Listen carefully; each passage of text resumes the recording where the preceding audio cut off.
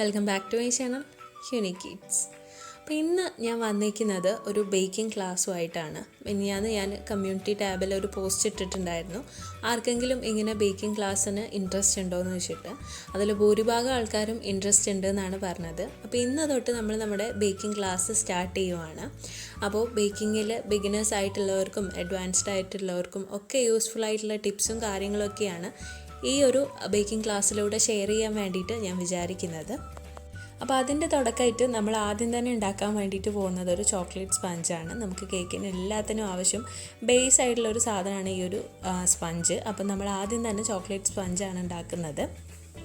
അപ്പോൾ ഒരു ബേക്കർക്ക് അത്യാവശ്യം എന്തൊക്കെ സാധനങ്ങൾ കയ്യിൽ ഉണ്ടാവണം, അതിൻ്റെ പ്രൈസ് എന്തൊക്കെയാണ്, ഒരു ബേക്കിംഗ് സ്റ്റാർട്ട് ചെയ്യാനുള്ള ആവശ്യമുള്ള ഒരാൾക്ക് വാങ്ങേണ്ട സാധനങ്ങളൊക്കെ എന്തൊക്കെയാണെന്നൊക്കെയുള്ള ഒരു വീഡിയോ ഞാൻ ഇതിനു മുമ്പ് ഇട്ടിട്ടുണ്ട്. അപ്പോൾ അതിൻ്റെ ലിങ്ക് ഞാൻ താഴെ ഡിസ്ക്രിപ്ഷനിൽ കൊടുക്കാം.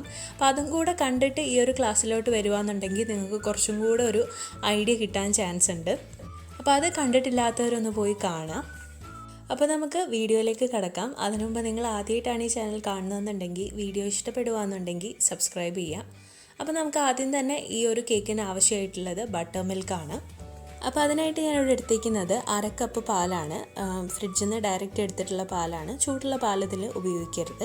അതിലോട്ട് 1 ടീസ്പൂൺ അളവിൽ വിനാഗിരി കൂടെ ചേർത്തിട്ട് നന്നായിട്ട് ഇളക്കി ഒരു 10 മിനിറ്റ് മാറ്റി വയ്ക്കാം. നമ്മുടെ ചാനലിൽ ഏകദേശം ഒരു 5-6 ചോക്ലേറ്റിൻ്റെ റെസിപ്പി ഇട്ടിട്ടുണ്ട് കേക്കിൻ്റെ. അപ്പോൾ അതിൽ നിന്നൊക്കെ ഡിഫറെൻ്റ് ആയിട്ട് നല്ല സോഫ്റ്റ് ആയിട്ടുള്ള, നല്ല സ്പഞ്ചി ആയിട്ടുള്ള, നല്ല ഡാർക്ക് കളർ കിട്ടുന്ന ഒരു ചോക്ലേറ്റ് കേക്കാണ് കേട്ടോ ഇത്. അപ്പോൾ എല്ലാവരും ഒന്ന് ട്രൈ ചെയ്ത് നോക്കുക. ഉറപ്പായിട്ടും ഈ റെസിപ്പി നിങ്ങൾക്ക് സക്സസ് ആയിട്ടേ കിട്ടുള്ളൂ. ഞാൻ പറഞ്ഞ ഈ ഒരു മെത്തേഡ്സ് അതേപോലെ ഒന്ന് ഫോളോ ചെയ്തെടുത്താൽ മതി. അപ്പോൾ നിങ്ങൾക്ക് ഇഷ്ടമുള്ള റെസിപ്പി നിങ്ങൾക്ക് ചൂസ് ചെയ്യാം കേട്ടോ. നിങ്ങൾ ഏതെങ്കിലും ഈ ഒരു ചാനലിലുള്ള റെസിപ്പി തന്നെ ഫോളോ ചെയ്യുകയാണെന്നുണ്ടെങ്കിൽ അത് തന്നെ ചെയ്യാം. അതിൻ്റെ ഇടയ്ക്ക് ഇതൊന്ന് ട്രൈ ചെയ്ത് നോക്കുക. നമ്മളെപ്പോഴും ഒരു കേക്ക് ഉണ്ടാക്കാൻ വേണ്ടിയിട്ട് ഒരേ റെസിപ്പിയിൽ ഇങ്ങനെ സ്റ്റക്ക് ചെയ്തിരിക്കണമെന്നൊന്നുമില്ല. നമുക്ക് എല്ലാ റെസിപ്പീസും ട്രൈ ചെയ്ത് നോക്കാവുന്നതാണ്. അതിനുശേഷം നമുക്ക് ഡ്രൈ ഇൻഗ്രീഡിയൻസ് ഒക്കെ ഒന്ന് അരിച്ചെടുക്കണം. അപ്പോൾ ഡ്രൈ ഇൻഗ്രീഡിയൻസിനായിട്ട് ഞാൻ എടുത്തേക്കുന്നത് 1 കപ്പ് മൈദയാണ് കേട്ടോ. അതിൻ്റെ കൂടെ 5 ടേബിൾ സ്പൂൺ അളവിൽ ഞാൻ കൊക്കോ പൗഡറും അതേപോലെ ഒരു പിഞ്ച് ഉപ്പും 1 ടീസ്പൂൺ അളവിൽ ബേക്കിംഗ് പൗഡറും കൂടെ ചേർത്തിട്ടുണ്ട്. ബേക്കിംഗ് സോഡ ഞാൻ സാധാരണ കേക്ക് ഉണ്ടാക്കുന്നതിൽ ചേർക്കാറില്ല. അല്ലാണ്ട് തന്നെ നമ്മുടെ കേക്ക് നല്ലപോലെ പൊങ്ങി നല്ല സോഫ്റ്റ് ആയിട്ട് കിട്ടാറുണ്ട്.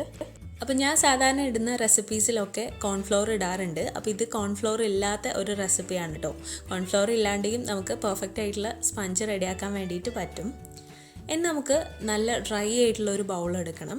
അപ്പോൾ ഈ ഒരു ഡ്രൈ ആയിട്ടുള്ള ബൗളിലോട്ട് 3 മുട്ട പൊട്ടിച്ചൊഴിക്കാം. മുട്ട ഫ്രിഡ്ജിൽ നിന്ന് ഡയറക്റ്റ് ആയിട്ട് എടുത്താലും അല്ലെങ്കിൽ കടയിൽ നിന്ന് വാങ്ങിയെടുത്താലും ഒന്നും കുഴപ്പമില്ല. എടുക്കുന്ന സമയത്ത് മുട്ടയിൽ ഒട്ടും വെള്ളം ഉണ്ടാവരുത്. അപ്പോൾ നിങ്ങൾ ഫ്രിഡ്ജിൽ നിന്ന് എടുത്ത് കുറച്ച് നേരം പുറത്ത് വയ്ക്കുകയാണെന്നുണ്ടെങ്കിൽ അതിൻ്റെ മുകളിൽ ചെറിയ ചെറിയ വെള്ളത്തിൻ്റെ കുമിളകൾ ഉണ്ടാവും. അത് ഈ ഒരു പാത്രത്തിലോട്ട് പോയി കഴിഞ്ഞാൽ നമ്മുടെ കേക്ക് നന്നായിട്ട് ആ ഒരു ബാറ്റർ പൊങ്ങിയിട്ട് വരില്ല. അതേപോലെ മുട്ട പൊട്ടിച്ചിടുന്ന സ്പൂണിലൊന്നും വെള്ളം ഉണ്ടാവരുത്. അപ്പോൾ വെള്ളം ഒട്ടും ഇല്ലാണ്ടിരിക്കാൻ വേണ്ടിയിട്ട് പ്രത്യേകം ശ്രദ്ധിക്കുക. ഇനി നമുക്കതിലോട്ട് 1 ടീസ്പൂൺ അളവിൽ വാനില എസൻസ് ചേർത്ത് കൊടുക്കണം.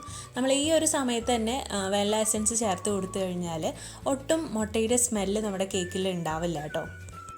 അപ്പോൾ നിങ്ങൾ ഈ ഒരു വാനില എസൻസ് ചേർത്തിട്ടും നിങ്ങൾക്ക് ഈ ഒരു മുട്ടയുടെ സ്മെല്ല് വരുന്നുണ്ടെന്നുണ്ടെങ്കിൽ നിങ്ങൾ ഒരു 2-3 ഡ്രോപ്പ് ബട്ടർ എസൻസും അതേപോലെ തന്നെ ഒരു 2 ഡ്രോപ്പ് മിൽക്ക് എസൻസും കൂടെ ചേർത്ത് കഴിഞ്ഞാൽ ഈ സ്മെല്ല് കംപ്ലീറ്റ് ആയിട്ട് ഇല്ലാണ്ടാവുകയും നമ്മുടെ കേക്കിന് വേറൊരു ഫ്ലേവർ കിട്ടുകയും ചെയ്യും കേട്ടോ. ഞാനത് ചേർക്കാറില്ല. അപ്പോൾ നിങ്ങൾക്ക് അങ്ങനെ തോന്നുന്നുണ്ടെങ്കിൽ ആ ഒരു 2 എസൻസും വാങ്ങി കയ്യിൽ വെച്ചാൽ മതി.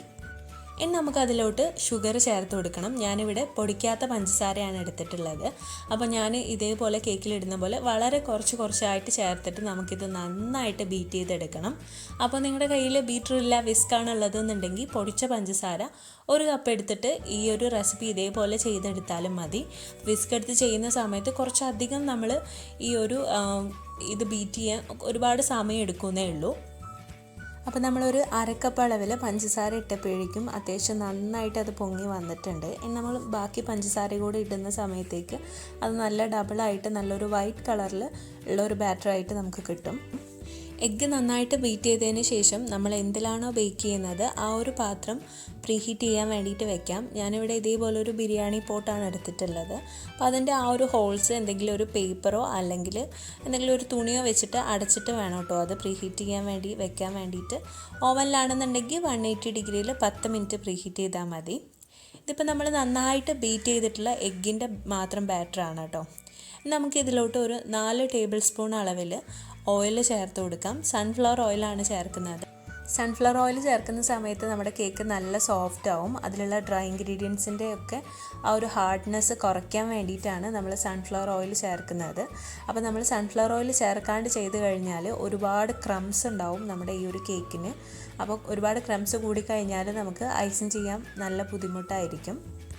ഇനി നമുക്കതിലോട്ട് ഡ്രൈ ഇൻഗ്രീഡിയൻസ് കുറച്ചായിട്ട് ചേർത്ത് കൊടുക്കാം. ഡ്രൈ ഇൻഗ്രീഡിയൻസ് ചേർക്കുന്ന സമയത്ത് തന്നെ നമ്മൾ ആദ്യം റെഡിയാക്കി വെച്ചിട്ടുള്ള ബട്ടർ മിൽക്കും കൂടെ അതിലോട്ട് ആഡ് ചെയ്ത് കൊടുക്കാം. അപ്പോൾ രണ്ടും കുറച്ച് ചേർത്തിട്ട് നമുക്ക് പതുക്കെ ഒന്ന് ഫോൾഡ് ചെയ്തെടുത്താൽ മതി. നമ്മൾ ആ ഒരു ബീറ്റർ ഉപയോഗിച്ച് കഴിഞ്ഞതിന് ശേഷം, അതായത് എഗ്ഗ് നന്നായിട്ട് ബീറ്റായി കഴിഞ്ഞതിന് ശേഷം പിന്നെ നമ്മൾ ബീറ്റർ ഉപയോഗിക്കരുത്. അത് മാറ്റി വെച്ചിട്ട് ഒരു വിസ്കോ അല്ലെങ്കിൽ ഒരു സ്പാച്ചുല വെച്ചിട്ട് വേണം ബാക്കിയുള്ളത് നമ്മൾ ഫോൾഡ് ചെയ്തെടുക്കാൻ വേണ്ടിയിട്ട്. കാരണം എന്താണെന്ന് വെച്ച് കഴിഞ്ഞാൽ നമ്മൾ അല്ലാണ്ട് ഫോൾഡ് ചെയ്ത് കഴിഞ്ഞാൽ കേക്ക് നല്ലപോലെ പൊങ്ങി വരില്ല. അതേപോലെ തന്നെ പൊങ്ങി വന്നിട്ട് നടുഭാഗം കുഴിഞ്ഞു പോവുകയും അതേപോലെ കേക്കിൻ്റെ മേലെ ഭാഗം ഒട്ടിപ്പോവാനൊക്കെയുള്ള ചാൻസ് ഉണ്ട്. അപ്പോൾ കുറച്ചായിട്ട് ചേർത്തതിന് ശേഷം ഫോൾഡ് ചെയ്തെടുക്കുക. ഒരുപാട് ഓവർ മിക്സ് ചെയ്യാണ്ടിരിക്കുക. അപ്പോൾ ഈ 2 കാര്യങ്ങളും ശ്രദ്ധിച്ചു കഴിഞ്ഞാൽ നടുഭാഗം കൊഴിഞ്ഞു പോകുന്നതും കേക്കിൻ്റെ മേൽഭാഗം ഒട്ടുന്നതും നമുക്ക് കുറേയൊക്കെ ഇല്ലാണ്ടാക്കാൻ വേണ്ടിയിട്ട് പറ്റും. അപ്പോൾ നമ്മൾ ലാസ്റ്റുള്ള ഡ്രൈ ഇൻഗ്രീഡിയൻസും ബാക്കിയുള്ള ബട്ടർ മിൽക്കും കൂടെ ചേർത്തിട്ട് നമ്മുടെ ബാറ്റർ കംപ്ലീറ്റ് ആയിട്ട് ഫോൾഡ് ചെയ്തെടുക്കുവാണ്. ഇതിപ്പോൾ നമ്മൾ കംപ്ലീറ്റ് ആയിട്ട് ഫോൾഡ് ചെയ്തെടുത്തിട്ടുണ്ട്. അത്യാവശ്യം നല്ല തിക്കായിട്ടുള്ള ഒരു കേക്കിൻ്റെ ബാറ്ററാണ് കേട്ടോ ഇത്. നല്ല കളറും ഉണ്ട്. അപ്പോൾ നിങ്ങൾ ചേർക്കുന്ന സമയത്ത് ഡാർക്ക് കൊക്കോ പൗഡർ ചേർത്ത് കഴിഞ്ഞാൽ അത്യാവശ്യം നല്ല കളർ ഉണ്ടാവും. നമുക്കത് ബേക്ക് ചെയ്യാനായിട്ട് വെക്കാം. അപ്പോൾ ഞാൻ 7 ഇഞ്ചിൻ്റെ ഒരു പാത്രമാണ് എടുത്തിട്ടുള്ളത്. അപ്പോൾ നിങ്ങൾക്ക് ഇത് 8 ഇഞ്ചിലും ചെയ്യാവുന്നതാണ് കേട്ടോ. 8 ഇഞ്ചിൻ്റെ പാത്രത്തിലും ചെയ്യാവുന്നതാണ്. അലൂമിനിയത്തിൻ്റെ ഒരു പാത്രമാണ് എടുത്തിട്ടുള്ളത്. അതിൻ്റെ അടിയിൽ ബട്ടർ പേപ്പർ വിരിച്ചിട്ട് വളരെ കുറച്ച് ഓയിൽ ചേർത്തിട്ട് എല്ലാ സൈഡും ഒന്ന് ഗ്രീസ് ചെയ്തെടുത്തിട്ടുണ്ട്. ഒരുപാട് ഓയിലോ ബട്ടറോ ചേർത്ത് നമ്മൾ ഗ്രീസ് ചെയ്തെടുത്ത് കഴിഞ്ഞാൽ നമ്മുടെ കേക്കിൻ്റെ സൈഡ് ഭാഗം നല്ല ക്രിസ്പി ആയിട്ട് പോകാനുള്ള ചാൻസ് ഉണ്ട്. അപ്പോൾ ബേക്ക് ചെയ്യുന്ന സമയത്ത് നമുക്ക് സ്റ്റീൽ പാത്രം ഉപയോഗിക്കാമോയെന്ന് കുറച്ച് ആൾക്കാർ ചോദിക്കാറുണ്ട്. നമ്മൾ ഓവനിലാണ് ബേക്ക് ചെയ്യുന്നതെന്നുണ്ടെങ്കിൽ സ്റ്റീൽ പാത്രം ഓവനിൽ ഉപയോഗിക്കാറില്ല, അലൂമിനിയമാണ് ഉപയോഗിക്കാറുള്ളത്. അല്ലാതെ നിങ്ങൾ കുക്കറിലോ അല്ലെങ്കിൽ ഇതേപോലെ കടായിലൊക്കെയാണ് ബേക്ക് ചെയ്യുന്നതെന്നുണ്ടെങ്കിൽ നിങ്ങൾക്ക് ഉറപ്പായിട്ടും അത് ഉപയോഗിക്കുന്നതിന് കുഴപ്പമൊന്നുമില്ല. നമ്മളിതിപ്പോൾ ബേക്ക് ചെയ്യാനായിട്ട് വെച്ചിട്ടുണ്ട്. ഒരു 50-55 മിനിറ്റ് എടുക്കും ഇത് ബേക്കായിട്ട് വരാൻ വേണ്ടിയിട്ട്, നമ്മൾ ബട്ടർ മിൽക്കൊക്കെ ചേർത്ത കാരണം. അപ്പോൾ നമ്മൾ ബേക്ക് ചെയ്യാൻ വെക്കുന്ന സമയത്ത് ഒരു 5 മിനിറ്റ് ഹൈ ഫ്ലെയിമിൽ വെച്ചിട്ട് പിന്നെ ലോ ഫ്ലെയിം ആക്കി കൊടുത്താൽ മതി. എന്ന് നമുക്കിത് ബേക്ക് ആവുന്നവരെ ഒന്ന് വെയിറ്റ് ചെയ്യാം. ഇതിപ്പോൾ നമ്മുടെ കേക്ക് നന്നായിട്ട് ബേക്കായി വന്നിട്ടുണ്ട്. ഒട്ടും നമ്മുടെ കയ്യിലൊന്നും ഒട്ടാണ്ട് ഇതേപോലെ നല്ല സോഫ്റ്റായിട്ട് ബേക്കായി വന്നിട്ടുണ്ട് കേട്ടോ. ഇനി നന്നായിട്ട് ചൂടാറിയിട്ട് നമുക്കിത് ഈ ഒരു പാത്രത്തിൽ നിന്ന് പുറത്തെടുക്കാം.